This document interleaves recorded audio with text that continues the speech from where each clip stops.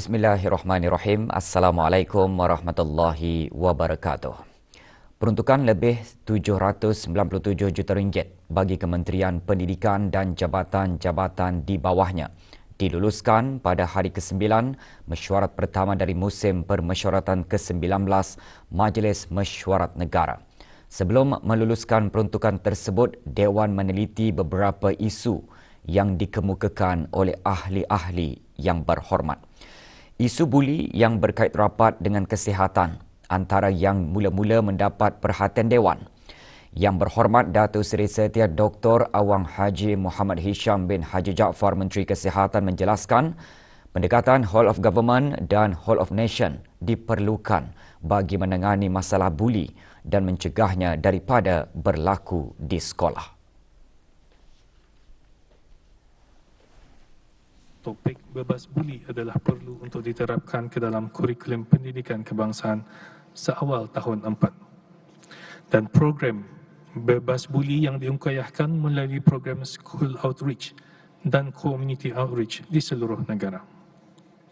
Program School Outreach yang berjalan sejak tahun 2018 melalui Pusat Promosi Kesihatan, khususnya Unit Strategi Kesihatan Mental, berjaya menjalankan bengkel program Brunei Bebas Buli di hampir 50 buah sekolah rendah dan menengah di seluruh negara. Kementerian Pendidikan telah merangka Brunei Darussalam Higher Education Quality Assurance Framework HIQAF bagi meningkatkan lagi kualiti sektor pengajian tinggi sama ada di institusi awam atau swasta. Ini jelas Yang Berhormat Datin Seri Setia Dr. Dayang Haji Romaizah binti Haji Muhammad Saleh Menteri Pendidikan sebagai sebuah instrumen mengurangkan jurang kualiti antara institusi pengajian tinggi awam dan swasta. Utama HIQAF adalah bagi memastikan kualiti institusi pengajian tinggi di negara ini adalah setara dan diiktiraf di peringkat serantau melalui penggunaan ASEAN Quality Assurance Framework ataupun AQAF. Kesetaraan ini akan memberikan kesan positif kepada graduan keluaran negara kita dari segi memberikan kelebihan mobiliti sama ada dalam pengajian tinggi maupun setelah keluar dari institusi. Saranan penubuhan sekolah berkeperluan khas dikemukakan oleh Yang Berhormat Pengiran Haji Isa bin Pengiran Haji Aliuddin. Menteri Pendidikan menggariskan Jabatan Pendidikan Khas JPK terus memberi sokongan kepada institusi dan persatuan yang menyediakan perkhidmatan kepada kanak-kanak autistik. Justru JPK akan terus bekerjasama rapat dengan persatuan-persatuan seperti SMATA secara kolaborasi imbal balik. Sebagai contoh, dalam mengendalikan kursus pengenalan introductory course berkaitan dokongan dan bantuan kepada penuntut-penuntut yang istimewa ini, JPK juga turut terlibat dalam aktiviti amal anjuran bersama dengan SMATA khususnya sempena Autism Day dan memberikan bantuan learning resources seperti peranti komputer dan iPad, menganjurkan bengkel dan penempatan guru-guru homeroom teacher ke SMATA, penempatan kerja pelajar pra-vocational di SMATA dan mengadakan lawatan sambil belajar ke pusat SMATA oleh sekolah-sekolah yang menjalankan program pra-voc. Selepas meluluskan peruntukan Kementerian Pendidikan dan jabatan-jabatan di bawahnya, Dewan mendengarkan pembentangan mukadimah usul peruntukan kira-kira 84 juta ringgit bagi Kementerian Sumber-Sumber Utama dan Pelancongan.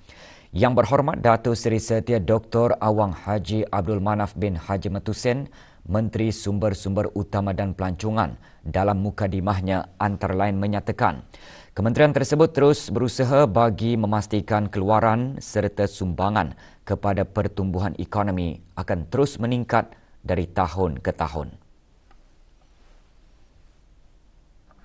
Ke arah ini, penekanan utama dalam cadangan peruntukan yang disediakan bagi Kementerian Sumber-Sumber Utama dan Pelancongan bagi tahun kewangan 2023-2024 ini memfokuskan kepada perancangan dan pelaksanaan program dan inisiatif yang menjurus kepada usaha-usaha untuk pertama, mendukung pertumbuhan serta meningkatkan keluaran industri di bawah sektor makanan.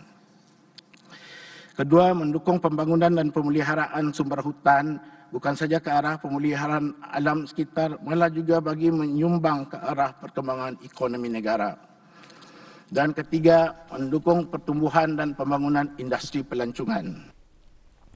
Penglibatan belia dalam bidang pertanian penting ke arah meningkatkan pertumbuhan ekonomi negara dan menjamin sekuriti makanan dan ekspor.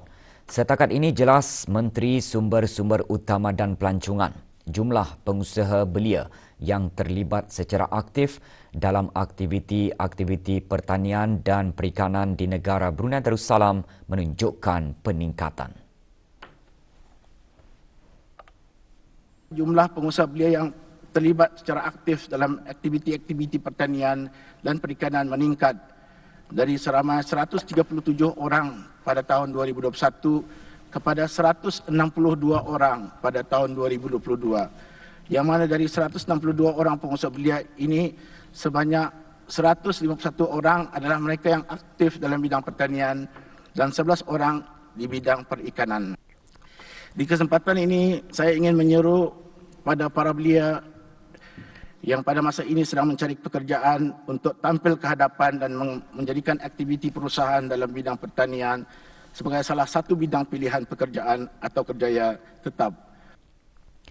Kesahihan kehalalan daging import juga menjadi tumpuan Dewan apabila Yang di-Pertua Majlis Mesyuarat Negara turut mengemukakan persoalan mengenainya.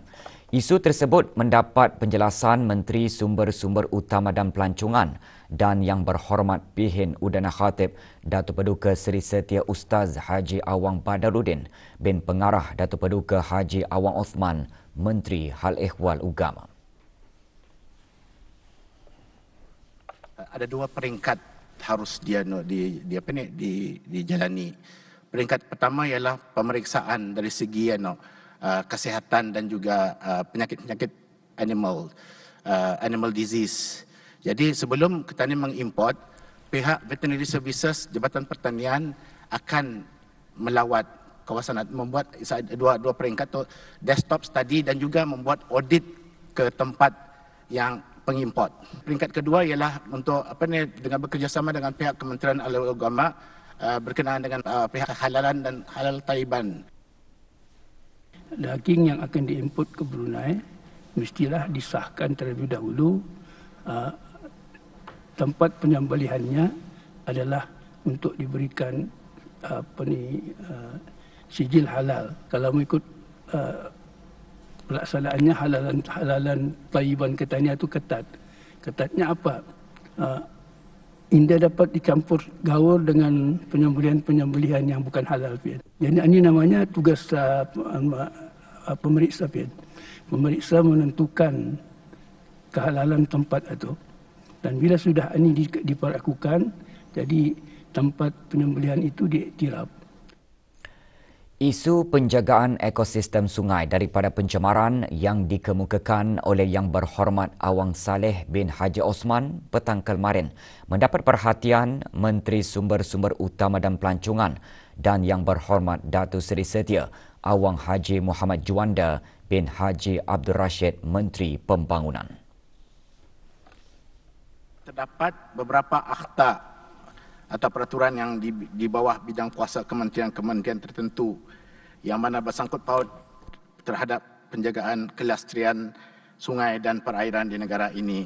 Di bawah Akta Perikanan 2009, sebahagian alat-alat yang merosakkan ekosistem adalah tidak dibenarkan menggunakannya. Mana-mana orang yang mahu menjalankan aktiviti-aktiviti di dalam melibatkan sungai itu mestilah menghadapkan permohonan terlebih dahulu dan memberikan kepastian akan syarat-syarat keperluan supaya sebarang pencemaran yang boleh merosakkan ekosistem sungai itu dapat dibuat pencegahan. Dewan menangguhkan sidangnya petang kemarin dan akan disambung hari ini pukul 9.30 pagi. Jabatan Hal Ehwal Masjid dengan kerjasama Institut Tahfiz Al-Quran Sultan Haji Hassan Al-Bolkiah mengadakan majlis penyampaian surat lantikan Imam Sembahyang Sunat Tarawih bagi tahun 1444 Hijrah bersamaan 2023 Masihi. Majlis berlangsung di Jami Asri Hassan Al-Bolkiah, Kampung Kiarong. Penyampaian surat lantikan disempurnakan oleh Awang Haji Muhammad Rosli bin Haji Ibrahim, Setiausaha Tetap Kementerian Hal Ehwal Ugama. Seramai 180 orang dilantik bagi mengimamkan sembahyang sunat tarawih, terdiri daripada 28 pegawai masjid, 22 tenaga pengajar, 130 dari kalangan pelajar dan lepasan pelajar Institut Tahfiz Al-Quran Sultan Haji Hassan Al-Bolkiah. Para imam yang dilantik akan ditempatkan di 77 buah masjid di seluruh negara. Juga hadir Awang Haji Muhammad Serudin bin Haji Timbang, Timbalan Setiausaha Tetap Kementerian Hal Ehwal Ugama.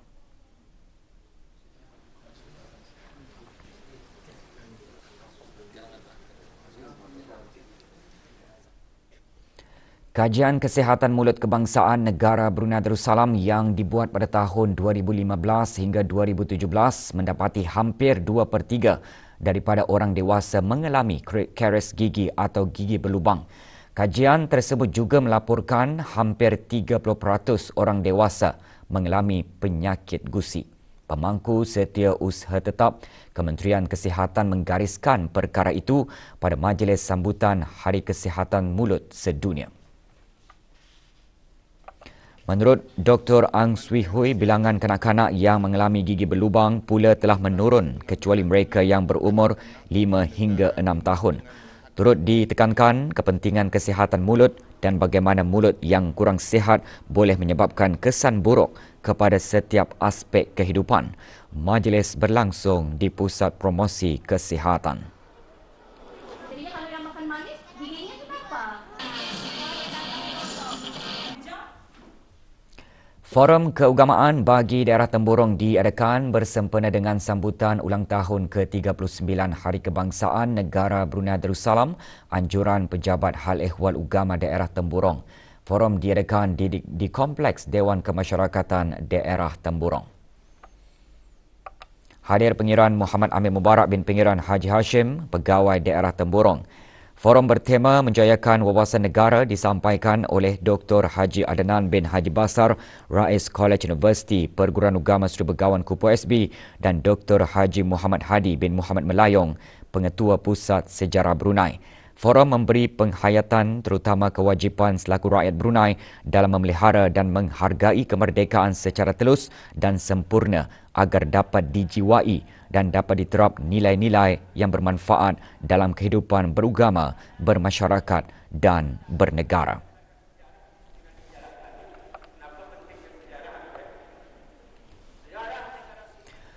Perjanjian Memorandum Persefahaman ditandatangani antara Butra Heidelberg Cement Sendirian Berhad BCHC dan Universiti Teknologi Brunei UTB untuk meneruskan agenda kelestarian industri pembinaan. Majlis penandatanganan diadakan semasa Green Construction Dialogue. Perjanjian MOU ditandatangani oleh Datin Paduka Profesor Dr. Hajah Zohrah binti Haji Sulaiman, Naib Chancellor UTB dan Marcelino Ugarte, Pengarah Urusan BHC. Perjanjian ini menandakan komitmen kedua-dua organisasi untuk merealisasikan wawasan Brunei 2035 dalam bidang kelestarian alam sekitar, khususnya dalam industri pembinaan negara Brunei Darussalam. Perjanjian bertujuan meningkatkan pengetahuan tentang bahan binaan yang mampan dengan tumpuan kepada simen dan konkrit. Terdahulu, Naib Chancellor UTB dalam ucapannya menekankan kepentingan mewujudkan kerjasama strategik dengan organisasi swasta BHC untuk membuka peluang ke arah mewujudkan ekonomi yang dinamik dan mampan untuk merealisasikan wawasan Brunei 2035. BHC dengan kerjasama UTB sebagai rakan kongsi rasmi menganjurkan Green Construction Dialogue yang pertama. Objektif utama dialog adalah untuk meningkatkan pemahaman mengenai agenda kemampanan dalam industri pembinaan domestik, menyediakan perbincangan mengenai langkah mempromosikan amalan lestari melalui pembangunan simen rendah karbon dan penggabungan bahan binaan lestari lain dalam persekitaran yang dibina.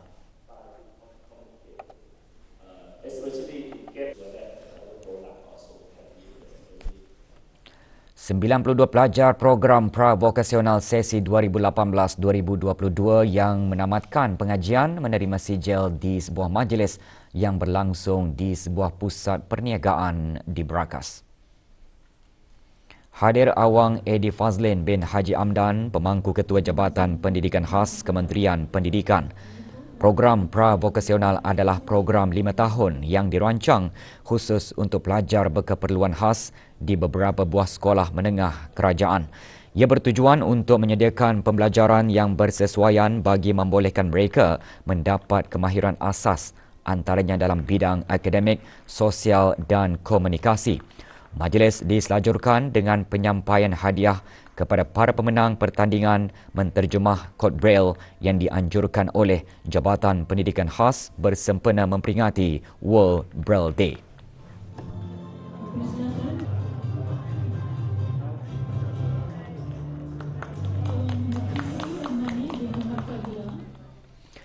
Pusat Dakwah Islamiah dengan kerjasama Persatuan-Persatuan Mu'alaf seluruh negara mengadakan perkara berkebajikan melalui projek Fatul Barakah 4.0. Di bawah projek tersebut, bantuan berupa makanan asasi diserahkan kepada 8 buah keluarga Mu'alaf di daerah Brunei dan Muara. Penyerahan bantuan di kediaman setiap penerima disempurnakan oleh Awang Haji Ahmad Abdul Salam bin Haji Abdul Rahman, pemangku penolong pengarah Pusat Dakwah Islamiah. Projek Fatul Barakah 4.0 merupakan salah satu usaha untuk menampung keperluan harian dan sebagai satu dakwah bilmal yang berkesan bagi memeduli dan memantau perkembangan kehidupan serta kebajikan asnaf mu'alaf. Dengan adanya bantuan tersebut, para mu'alaf dapat melaksanakan ibadah puasa dengan selesa di samping menjalani kehidupan seharian. Pembayaran pakej haji bagi bakal-bakal haji yang terpilih untuk menunaikan ibadah haji bagi musim haji tahun ini kini dibukakan sehingga 31 Mac 2023. Kementerian Hal Ehwal Ugama menerusi Jabatan Urusan Haji dalam siaran akhbarnya menyatakan bakal jemaah haji dikehendaki untuk membuat pembayaran penuh kepada syarikat pengendali perkhidmatan haji yang dipilih bagi memastikan semua urusan haji berjalan dengan lancar dan teratur. Bakal jemaah haji boleh berhubung terus kepada syarikat-syarikat pengendali perkhidmatan yang dipilih untuk sebarang maklumat lanjut mengenai pakej haji yang ditawarkan dan proses pembayaran pakej haji. Sukan pasukan Brunei DPMMFC melakarkan kemenangan pertama musim ini dalam saingan Liga Perdana Singapura malam tadi. Dalam perlawanan yang berlangsung di Stadium Jalan Besar Singapura itu, pasukan negara menjaringkan 2 gol ke atas saingan mereka Tanjung Pagar United FC.